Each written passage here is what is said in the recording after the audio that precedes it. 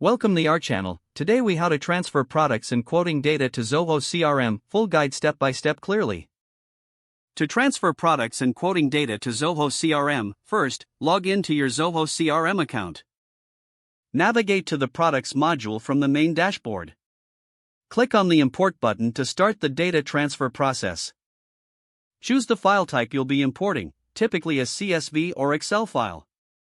Select the file that contains your product data from your computer. Map the columns in your file to the appropriate fields in Zoho CRM. Ensure that all necessary fields are matched correctly to avoid data discrepancies. After reviewing the mapping, click the Next button to move to the next step. Choose the appropriate import action, either add or update depending on your needs. Click on the Import button to begin the transfer of product data. Once the import is complete, review the import summary for any errors or skipped records.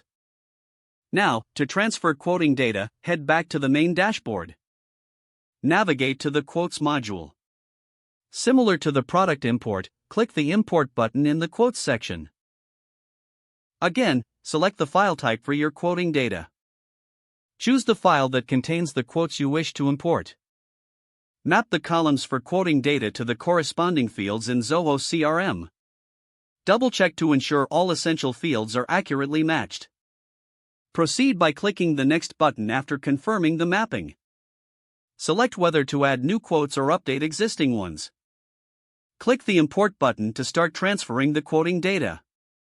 Once this import finishes, look over the summary to check for any issues. By following these steps, you can efficiently transfer both products and quoting data to Zoho CRM. If the page does not load, refresh the browser or try again in a private or incognito window.